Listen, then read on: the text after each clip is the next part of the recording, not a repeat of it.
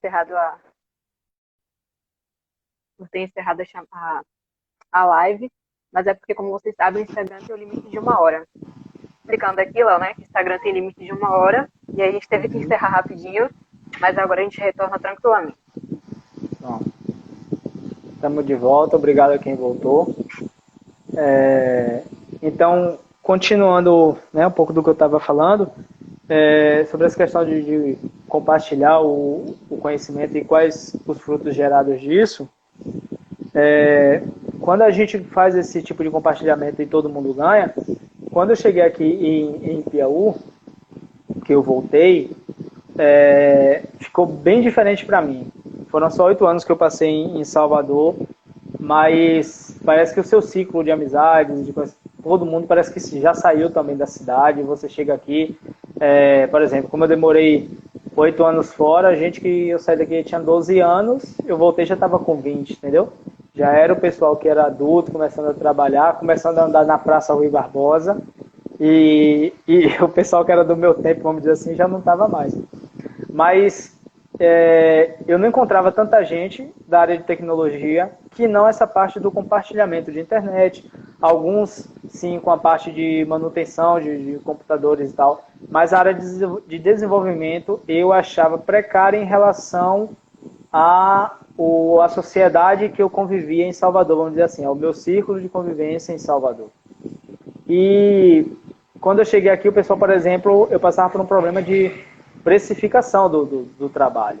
Né? Eu resolvi, durante o tempo, não desenvolver algumas coisas aqui para Ipiaú, porque o pessoal não tinha nem a noção do quanto valorizar a questão da qualidade do software. Porque o software ele é como se fosse realmente uma casa.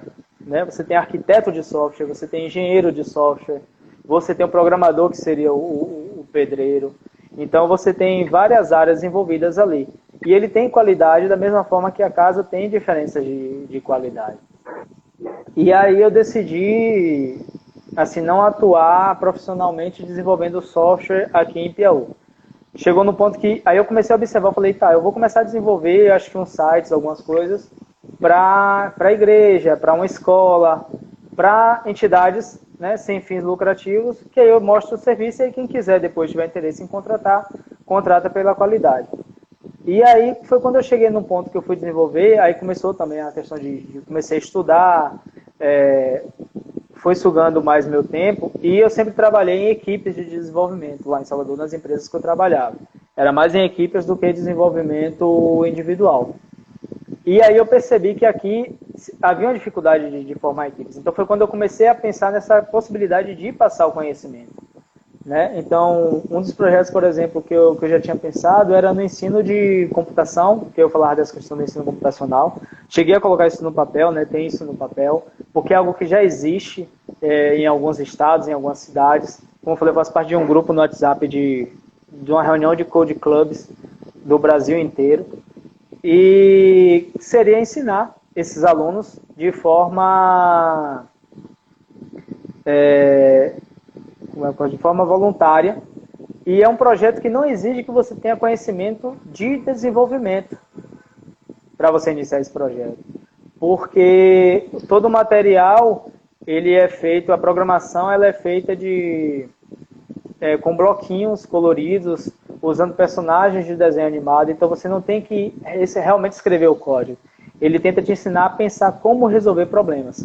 E o que, como eu disse, eu sempre chamei de pensamento computacional, mas eu achei interessante o termo usado de pensamento analítico. Quando você enfrenta um problema maior, você consegue separá-lo, você consegue dividi-lo em problemas menores, como a gente faz quando a gente está programando, né? Quando a gente está desenvolvendo um sistema. E aí você tenta resolver cada passo daquele e define qual passo depende do outro e por aí vai. Então, há esse pensamento de compartilhamento, aí repetindo o que Beatriz já falou, quem quiser pode procurar depois, a gente pode ver como organizar, tendo pessoas de várias áreas, talvez se torne até mais interessante. E dá para se fazer muita coisa, dá para se compartilhar, o que a gente tem e gerar mais conhecimento. E essa galera que vai chegando aí, essa galera mais nova, quando for crescendo, usando esse tipo de tecnologia, vai trazer mais soluções simples, que aí entra a ideia de tecnologia, né, que foi falada lá no início da live, vão ser soluções simples para problemas cotidianos, né? E que eles vão estar vivenciando aquilo, eles vão estar enxergando aquilo, sejam os problemas sociais, problemas de acesso, e eles vão poder gerar soluções, talvez até melhor do que qualquer outra pessoa que tenha chegado para eles e ensinado esse pensamento analítico, entende? E quanto a essa questão do pensamento de, eu não posso ensinar porque a pessoa vai estar na mesma área que eu, são tantos problemas aqui em Piauí, em que a tecnologia pode ser aplicada para resolver, ainda há tanta área a se resolver, que eu acho que ninguém aqui, se pegar uma pessoa só em vida, conseguiria resolver todos. Então, quando eu passo esse conhecimento, eu divido e faço a cidade toda se desenvolver, eu faço a cidade toda crescer. Um exemplo básico, nada impediria de Piauí ser um polo de desenvolvimento de software. Que a partir do momento que as pessoas têm acesso à internet em casa e têm um computador em casa e elas podem desenvolver para a empresa da Índia, elas podem desenvolver para a empresa da Europa, elas podem desenvolver para a empresa dos Estados Unidos, né? O software, hoje, principalmente, ele não me exige tanto eu estar alocado fisicamente em um espaço. A Índia era uma referência, estou falando era porque não tenho informação atualizada se continua, mas além de ser uma referência em software, ela era uma referência na parte do telemarketing e do teleatendimento, porque eles falam inglês, né? Por mais que seja um inglês bem diferente, toda uma questão de sotaques e tal, mas eles falam inglês. E aí, a hora de trabalho lá é muito mais barata do que, por exemplo, a hora de trabalho nos Estados Unidos. Então, várias empresas americanas, várias empresas que falam inglês europeu, contratavam empresas indianas de assistência por telefone, de assistência técnica via telefone ou de telemarketing, que eles fazem essa ligação. Para ligar não precisa estar no mesmo país, né? Com as tecnologias que se utilizam hoje, principalmente. Uma ligação por WhatsApp, ela custa a mesma coisa se for interurbano, se for internacional, ou se for no mesmo município, né? Se for DDD ou DDI. Então, dá para se fazer muitas coisas numa cidade que já se tem, como eu falei, opções de conexão com a internet. E a gente poderia pensar nessas crianças desenvolvendo sites das próprias escolas. Porque às vezes eu quero matricular meu filho na escola pública, eu quero informação da escola pública, onde é que encontro? Eu tenho dificuldade com isso.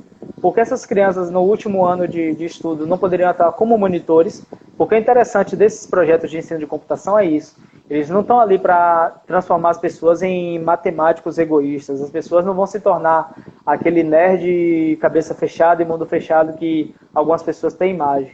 Não, ela gera essa formação, ela gera também um conceito, né? Gera um senso de sociedade nesses estudantes. Então você estimula para que eles se tornem monitores, para que eles passem esse conhecimento que eles estão tendo, estimula que eles façam trabalhos voluntários em sociedade e resolvam esses problemas com os conhecimentos que eles adquiriram. Então acho que a sociedade toda ganha com projetos desse tipo. Tem mais alguém que quer comentar alguma coisa ou posso passar para o próximo tópico? O professor Djalma falou aqui que você tem futuro e parabenizou. Um abraço, meu bem. Um elogio seu vale 5 vezes mais. Aí eu chamo ele de sensei direto. Pois é. O professor Jorge falou aqui que a noção de computação está atrelada à lógica, assim como a análise. Exato. E meu tio comentou aqui que o mercado de trabalho é como uma engrenagem, tem que girar para não enferrujar. A família está toda aí observando a live. Se alguém tiver mais alguma pergunta, algum comentário, pode colocar aqui que a gente responde. Deve estar aqui para isso. E antes de você passar para o próximo tópico, gente, eu quero lembrar que a próxima live, sexta-feira, com o profissional de educação física, Wesley Souza, ele vai falar sobre a saúde física na pandemia. Vai dar dicas, vai tirar as dúvidas de vocês sobre a questão de saúde e educação física. Acho que é muito importante a gente falar disso nesse momento. E a palavra é toda sua, Léo. Então, é isso, né? Um dos pontos que eu queria deixar aqui para cada um se perguntar como eu posso, né, colaborar com o que eu já tenho ou com o que eu já domino. Seja meu celular velho lá, que às vezes a pessoa não tem, sei lá, R$700 para comprar um aparelho novo, mas teria 150 para consertar aquele seu que você tem velho lá, que você não quer pagar 150 para consertar a tela. mas alguém de um bairro lá que tem um filho que precisa agora para esse estudo, estaria disposto a pagar esses 150 e você vai deixar lá. Às vezes a gente deixa o aparelho até um ponto que a bateria deixa de funcionar, que ele não serve mais, mas o apego àquela coisa velha e quebrada ali, para não dar, às vezes quer vender por qualquer mixaria, mas não quer dar, é muito grande. E a gente pode fazer uma diferença grande com gestos simples, com gestos... eu acho que talvez o lixo tecnológico seja mais bonito de dar do que a roupa furada, né? Às vezes as pessoas ficam nessa dúvida se eu dou ou não a roupa furada, mas o lixo tecnológico é melhor se dar. Até para não gerar lixo, realmente. Ele ali, enquanto ele puder ser reaproveitado, é muito melhor. E aí, tem uma outra pergunta-chave, que é o que é possível, o que já é possível, e o que seria possível avançar com o uso da tecnologia nesses tempos de pandemia, né? A gente falou dessa questão de cotidiano, mas e agora nos tempos de crise? Como eu citei o caso de Turing no tempo de guerra, a tecnologia foi uma peça-chave para se acabar com a Segunda Guerra Mundial, para decifrar o enigma dos alemães. Se fosse fazer uma solução rápida para decifrar só aquele... que o enigma ele fazia isso. Ele ia mudando a codificação a cada transmissão de mensagem. Porque eles achavam que o pessoal ia ficar focado só em decifrar aquela. Quando terminassem de decifrar uma, eles já teriam mudado 10, 15, 20 vezes a codificação, porque já teriam mandado outras mensagens lá. E aí Turing ele pensou, não, eu tenho que resolver o problema completo.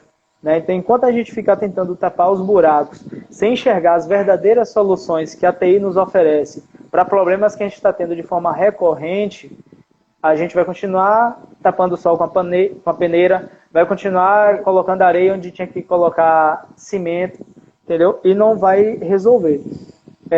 Então tem muita coisa que já é possível e tem muita coisa que seria possível resolver caso o uso dessas tecnologias de comunicação, o uso de tecnologias de gestão já fossem mais bem difundidos. Se as pessoas já tivessem acostumadas a trabalhar no home office em tempos normais, né, se ainda não existisse tanto esse apego ao bater ponto em casos que não se aplicam, né, porque nada como é que eu posso dizer? Nada é absoluto.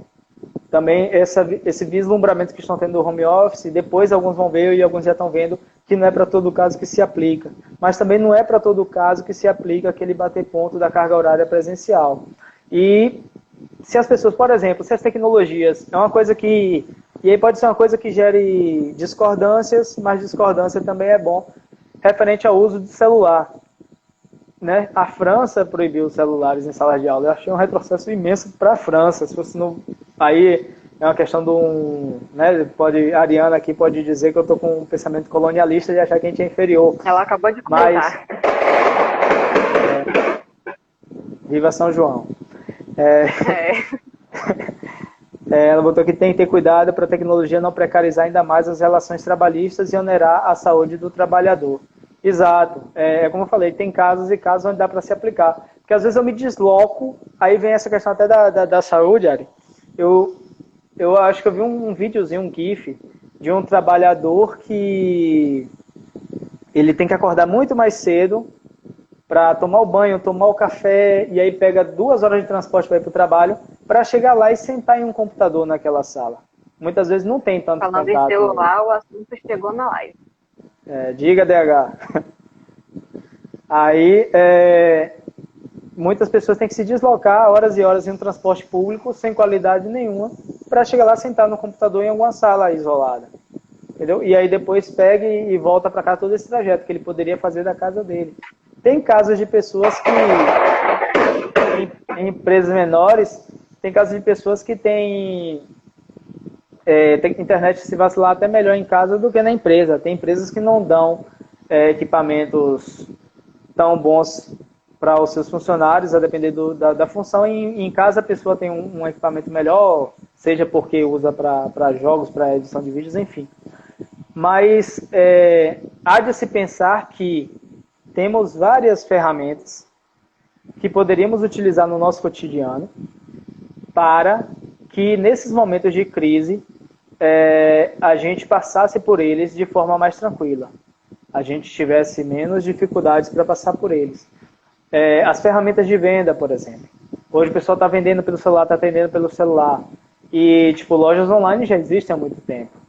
E se você parar para pensar um pouco, não tem como discutir de que você vender por um site, uma loja online, é muito mais cômodo do que você vender pelo celular. Exige muito menos interação sua com o cliente pode escolher de uma forma mais tranquila. E aí você pode deixar o atendimento mais pessoal, vamos dizer assim, como as próprias lojas têm lá o chat para conversar. Se você quiser que envie alguma coisa por e-mail, eles vão te enviar, você pode passar o número do seu celular e eles vão entrar nesse contato. Então dá para se fazer muita coisa com a tecnologia, até para não sobrecarregar tantos profissionais. Imagine como é que está o vendedor hoje na loja, principalmente agora que está aberto parcialmente, tendo que atender na loja e tendo que atender também pelo WhatsApp. Né? Porque eu fui perguntar um preço esses dias pelo WhatsApp, demorou tanto, né? E várias pessoas já falaram disso, que passa, se for uma coisa de uma compra emergencial, passa do momento. E aí, como o professor Djalma, não sei se ele ainda está aqui na live, ele sempre fala que a informação ela tem que chegar no tempo certo, a informação certa no tempo certo, para que eu tome as decisões. Da mesma forma que algumas coisas a gente precisa naquele momento, são emergenciais.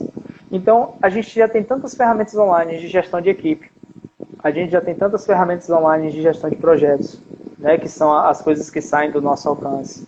Quer dizer, não saem do nosso alcance, mas não são do nosso cotidiano.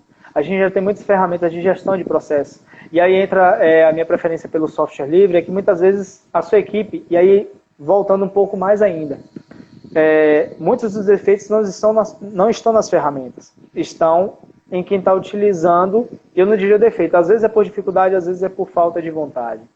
Né? A gente enfrenta isso em várias áreas, seja na educação, seja no meu trabalho para uma empresa de tecnologia, a resistência à tecnologia, e aí voltando, não adianta você resistir, porque não é só as tecnologias de comunicação, tecnologias em todas as áreas, elas vão estar mudando o mundo sempre, e você não vai detê-las, mas você pode, infelizmente, a depender da tua área de atuação, atrasar muito a vida de alguma pessoa que você poderia ajudar a acelerar e ajudar essa pessoa, quando você trata de pessoas que estão em situações precárias sociais, quanto mais informação ela tiver, mais ela pode conseguir virar esse jogo, conseguir mudar um pouco mais a vida dela, e é muito mais fácil até a gente esperar de quem sai de uma realidade dessas, tentar ajudar aquele pessoal ali, do que quem não conhece aquela realidade, né?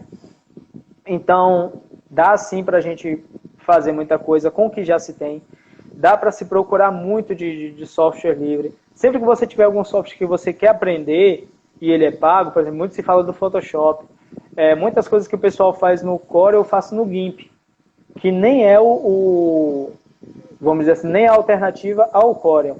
Ele é uma alternativa ao Photoshop, sabe? E aí é como eu disse, nada é absoluto. Vai ter pessoas que vão precisar de ferramentas de software pago. Só que tem gente que não precisa e se apega a isso. Eu uso o GIMP para editar imagens, às vezes eu tenho que usar o Corel para botar no formato do Corel para enviar para uma gráfica ou para alguém que só utiliza aquela ferramenta paga. E aí o pessoal fala tanto da ferramenta paga, às vezes você vê pessoas que falam, eu não compro CD pirata, eu não leio livro em PDF, eu gosto do livro original e tal, mas uso o software pirata, entendeu? Tem gente que vende livro, vende CD e fala, pirataria, você pode chegar a um exemplo aí, por questão de religião, por questões de conceitos morais da pessoa, ela só vendesse na época, CD, DVD original, ele só usar serviços pagos de streaming, mas usar o Windows pirata na casa dele. Na época do CD do Windows... Gostaria até de abranger os exemplos. O WhatsApp, por exemplo, tem o original e tem as várias versões piratas, que o pessoal até prefere por conta das características específicas dele, né? Sim. São vários casos.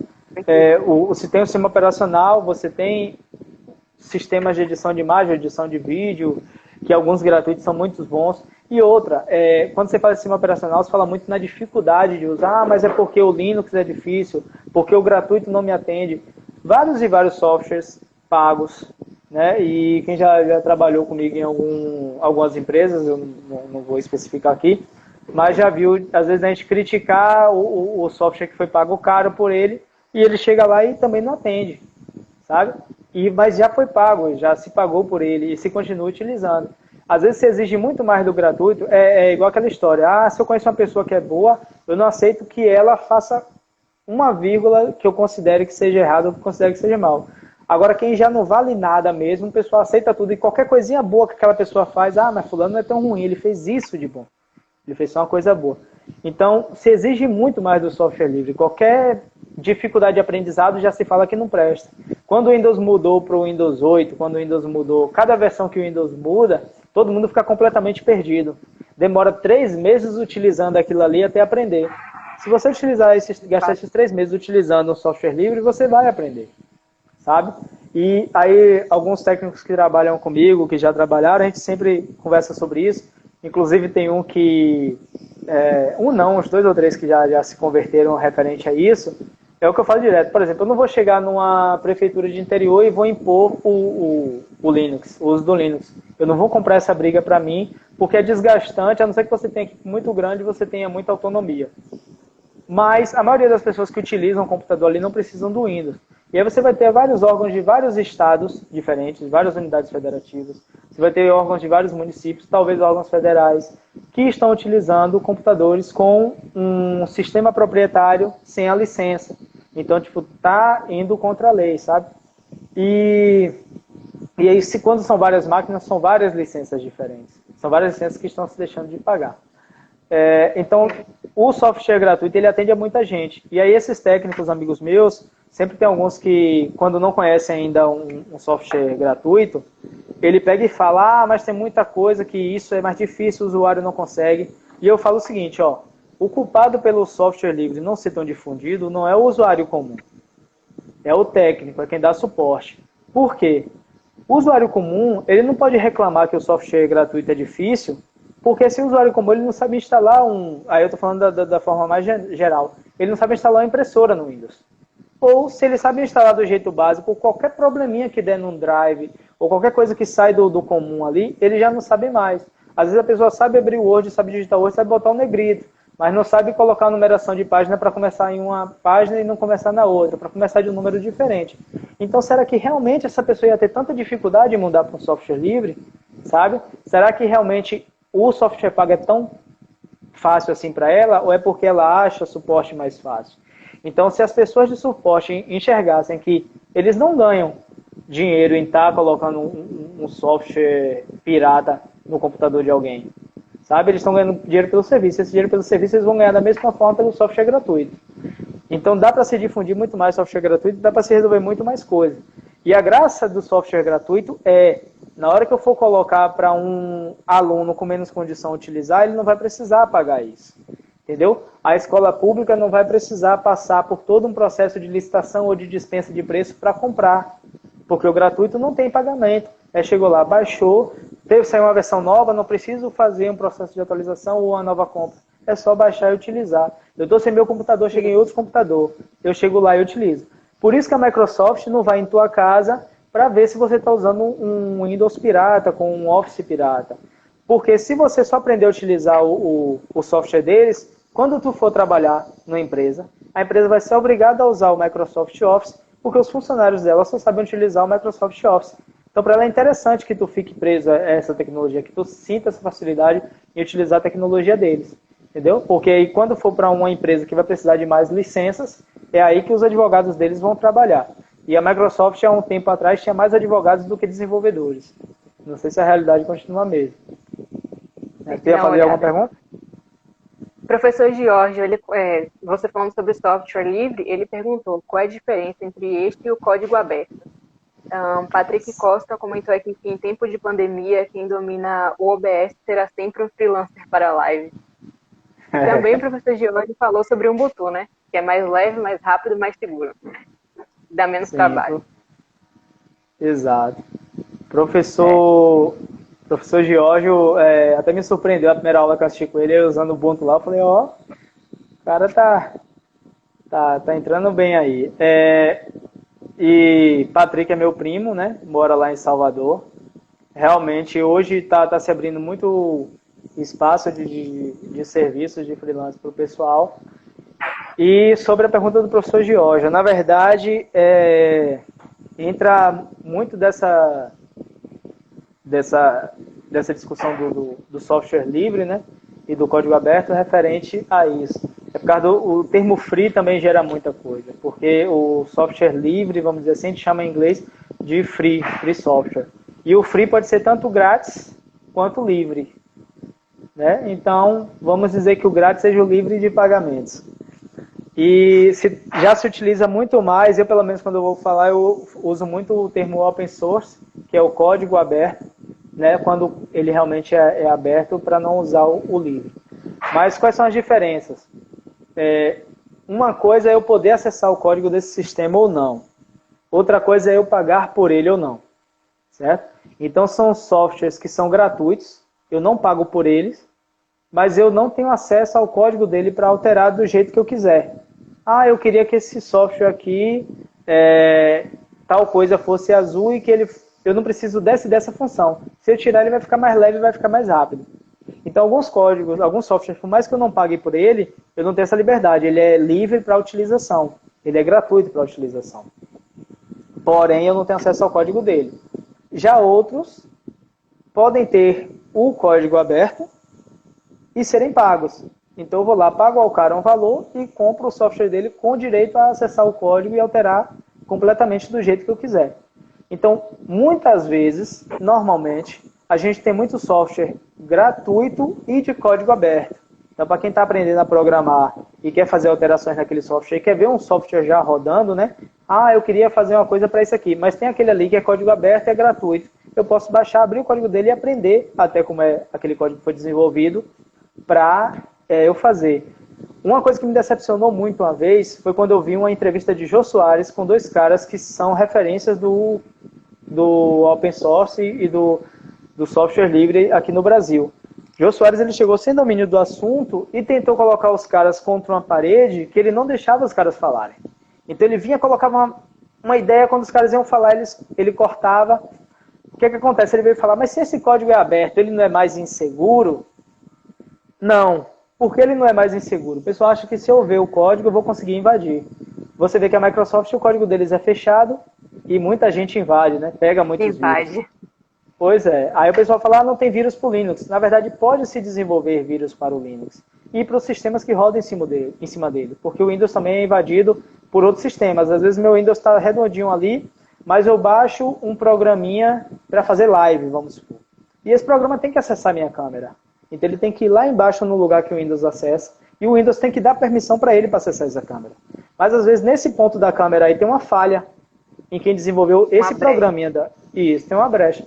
E aí o cara que sabe programar fala, mas e se o cara esqueceu de fazer isso aqui? Ele vai lá e testa e realmente o cara esqueceu de testar isso. Aí ele consegue invadir e vai conseguir acessar a tua câmera e ver enquanto você está usando o seu notebook. Entendeu? Até porque muitas defesas em código, os programadores só fecham depois que é invadido, né? E vai descobrindo as próximas opções. Exato. E aí o que acontece? Eu vou gastar mais uns 5 minutos falando disso, mas referente a essa questão do software livre, porque ele é mais seguro. Enquanto a Microsoft ela tem que contratar as pessoas, e só aquelas pessoas que trabalham para ela, vamos que ela tivesse 500 funcionários programando. Enquanto ele só tem aqueles 500 programadores ali, só eles vão poder tentar intervir, sendo que nem todos vão trabalhar na mesma área, né? Então, vamos supor, só 15 vão ver uma falha de segurança. O software livre não, ele fica na internet, qualquer um pode acessar. Se tiver uma falha de segurança, qualquer pessoa em qualquer lugar do mundo que fale qualquer língua e seja de qualquer religião, vai poder chegar, acessar aquilo ali e corrigir. Quando o software está corrigido, eu só trabalho no software com a entrada e com a saída dele. Então, se ele estiver bem tratado ali no meio... Calma, Ari. Se ele estiver bem tratado ali no meio, na questão da segurança, eu posso colocar a informação que eu quiser. Um exemplo para você, a gente fala que brasileiro é o melhor testador de software. Você chega no campo lá para você digitar seu CPF. Informe apenas números. A caixinha que a linguagem de programação me dá, eu posso deixar ela para aceitar o que for. Número, sinal, letra, por aí vai. Mas eu, programador, posso chegar ali e fechar de várias formas, em vários níveis diferentes, para que ela só aceite números. Entendeu? E aí, se eu só fazer em uma parte, o usuário pode invadir de outro jeito se ele tiver noção de programação. Mas se eu fechar ele completamente, outro programador que chegar ali, quando for testar, ele pode entrar o que for, porque aquilo ali está bem tratado.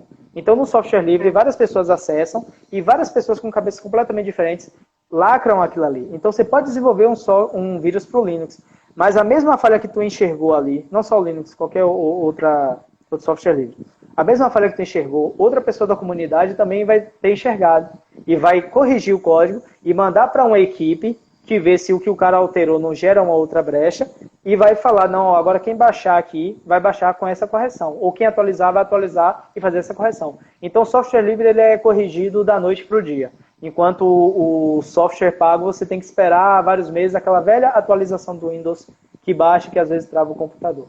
Tomara que a Microsoft não veja essa live. Mas, então, para fechar esse arco aí de software livre e código aberto e o que é gratuito ou não, então a gente tem várias opções para o uso na educação, a gente tem várias opções para o uso na saúde, né? Quando eu fui numa das Campus Party lá em Salvador, não lembro em qual, tinha um cara que eu até conhecia ele de antes, e ele estava apresentando uma solução de software para prefeituras. Então, a prefeitura da cidade compra, ela que paga pela licença do software, e ele é instalado em vários postos de saúde. Os postos de saúde vão controlar os estoques dele daqueles medicamentos que são distribuídos gratuitamente. Distribui os medicamentos para as pessoas daquele bairro. Só que às vezes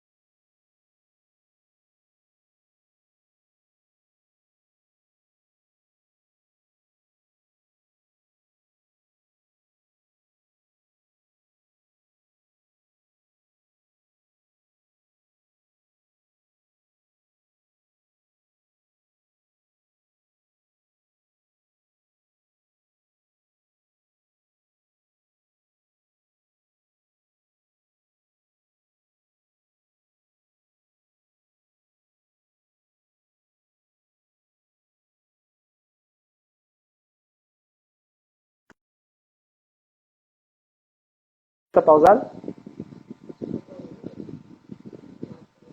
Problema na internet aqui. Tu voltou agora. Eu tava perguntando aqui se só tu tinha travado para mim ou se tinha travado pro pessoal. Na internet caiu. Ah. Estão me ouvindo aí, gente? Ah, tinha travado mesmo. Tá tudo ok?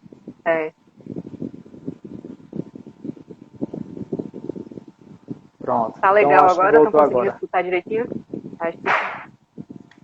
Como diz o pessoal, Alonso voltou. Pronto. Massa, valeu.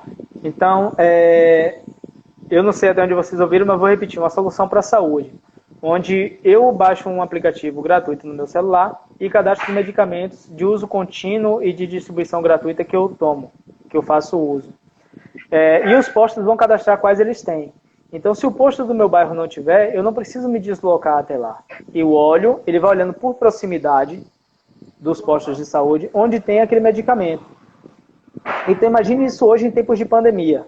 Né? Imagine que as pessoas precisam tomar esses medicamentos e precisam ir nos postos para buscar esse medicamento. Então, imagine a aglomeração que se gera de 3, 4 pessoas indo em um posto, não achando, aí vão no próximo, e vão no próximo. Então, imagine se eu puder ir logo diretamente ao que eu preciso. E esse software pode avançar. E se eu puder fazer agendamento? Na verdade, o software para agendamento seria uma solução para uma perda de tempo que a gente tem para tudo. Em banco, em serviços de documento do cidadão, como cartórios, saques e por aí vai. Então, eu poderia agendar no posto o horário daquela pessoa e buscar, sabe? A intervalos de a cada 15 minutos eu falo o horário da pessoa chegar lá e retirar o medicamento dele. E já deixar até... Já que vai estar identificado no aplicativo, deixa até já as quantidades separadas com o nome da pessoa identificado. Só chegou lá e entregou, vai agilizar muito mais do que a pessoa ter que entrar para pegar naquela hora.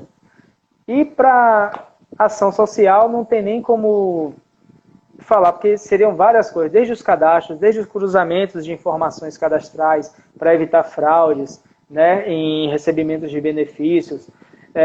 A gente tem uma falha tão grande hoje no cruzamento de dados a nível federal que que uma pessoa consegue receber um financiamento alto, porque de alguma forma ela declara uma renda alta lá para conseguir aquele financiamento, tem movimentação bancária alta, consegue um financiamento para comprar vamos botar assim, uma pequena mansão e consegue se cadastrar para receber o benefício por baixa renda, sendo que são 2 cadastros federais, entendeu?